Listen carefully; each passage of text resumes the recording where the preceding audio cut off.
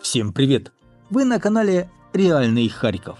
Показываю город таким, какой он есть, интересные события, происходящие в нем, все то, что непосредственно связано с Харьковом.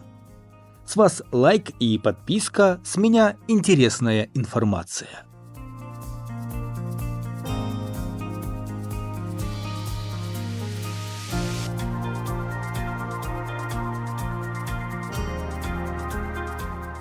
В Харькове начинается период цветения магнолий. Первые деревья раскрывают лепестки в Центральном парке. Кроме того, магнолиями в Харькове можно полюбоваться на Университетской улице, спуске с которого открывается вид на Сергиевскую площадь и Полтавский шлях, а также в Ботаническом саду. Кроме того, магнолии будут расти на аллее памяти волонтеров. Их высадили в октябре прошлого года в молодежном парке.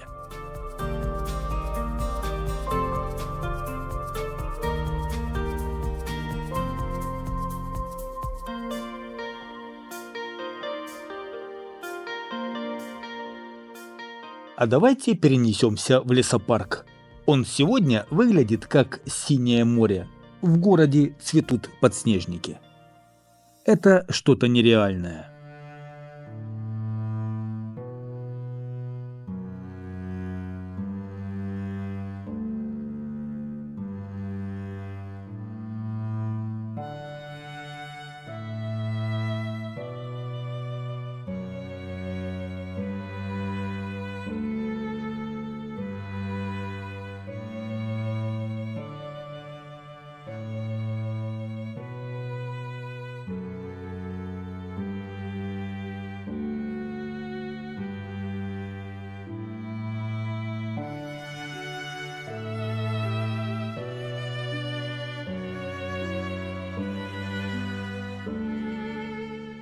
В Фельдман-экопарке тоже настоящая весенняя феерия.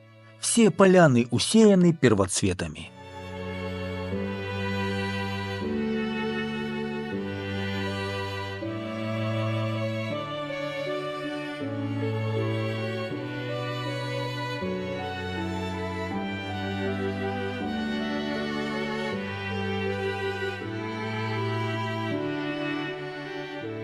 А центральный парк Харькова захватили вот такие чудесные зверьки.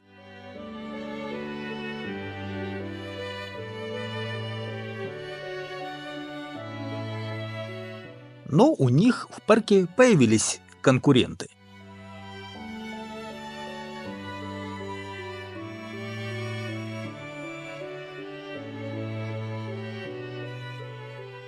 В Харькове спасатели вынесли из пожара мужчину и его пса Шона.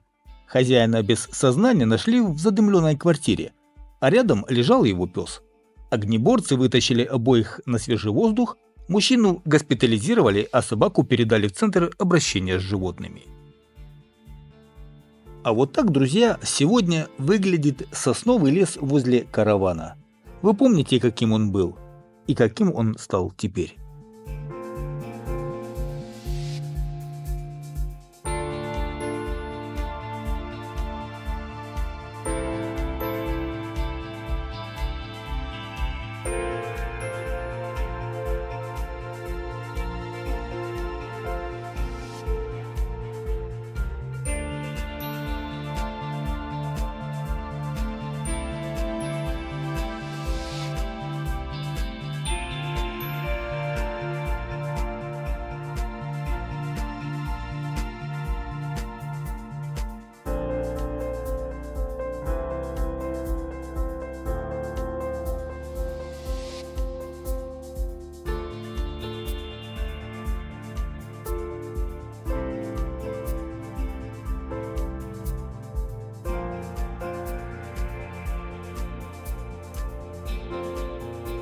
Первые числа апреля в Харькове выдались достаточно теплые, хотя в последующие дни ожидается похолодание.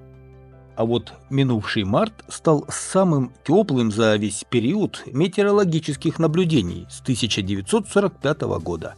Об этом сообщили в Харьковском региональном центре гидрометеорологии. Это очень хорошо влияет на растения и озимые культуры.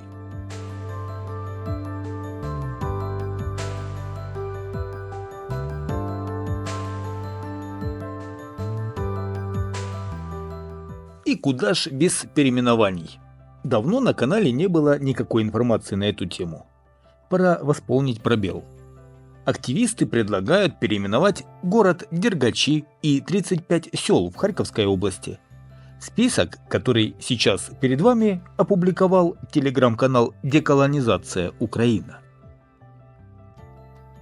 Город Дергачи может быть переименован.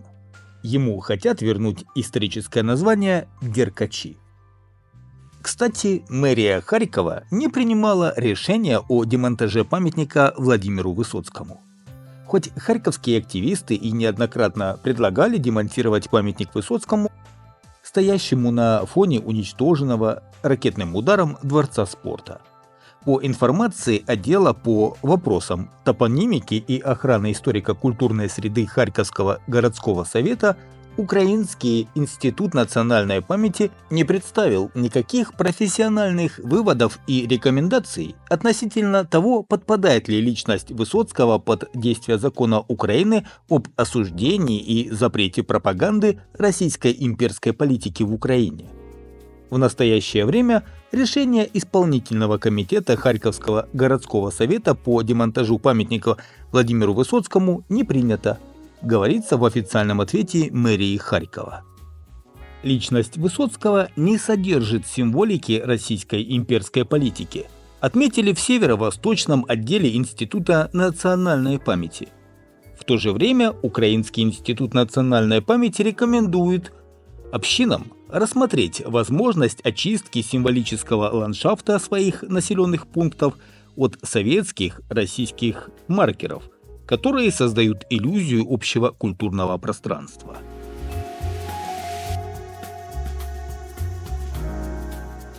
А на улице Григория Сковороды, ранее Пушкинская, продолжают строить незаконное кафе возле Гиганта. Как-то в одном из видео я поднимал тему строительства данного кафе. Напомню, прокуратура готовит иск в суд.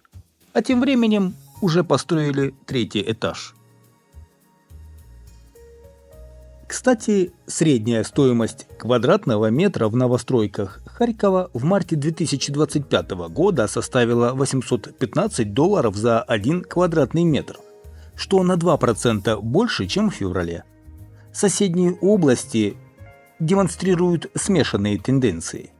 В Полтаве и Киевской областях цены также выросли на 1%, тогда как в Днепропетровской области наблюдается спад минус 2%.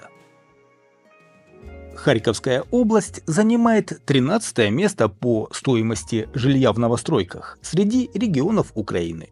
Самый дорогой Киев – $1340 за квадратный метр.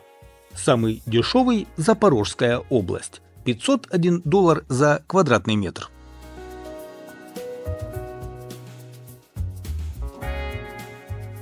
Еще из хороших новостей – коммунальщики начали восстанавливать 23-й маршрут трамвая.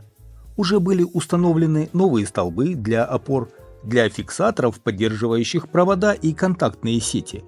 Для того, чтобы этот маршрут заработал, пришлось восстановить 8 километров полностью отсутствующей контактной сети. Как рассказывал мэр Харькова Игорь Терехов, на этом маршруте планируют выпустить трамвайные вагоны, которые нам передали наши партнеры из Праги и Плзени.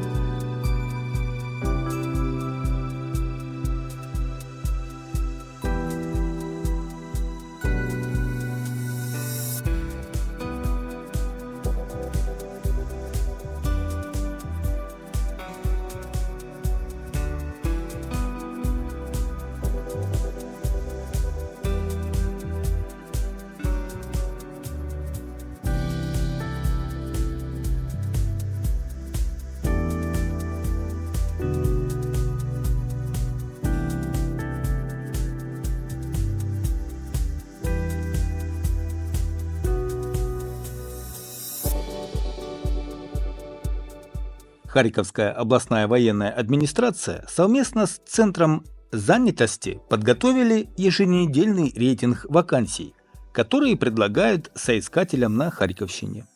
По данным на 3 апреля, В регионе актуальны 2727 вакансий.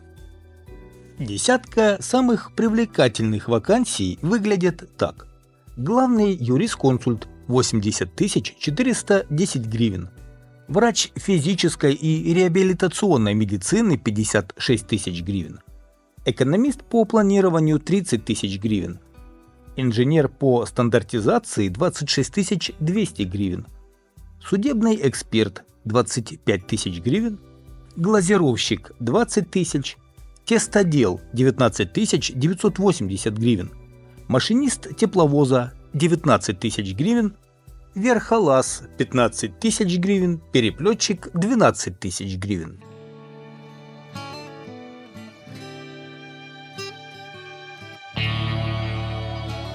Друзья, подписывайтесь на канал, если не подписаны. Весь Харьков на одном канале.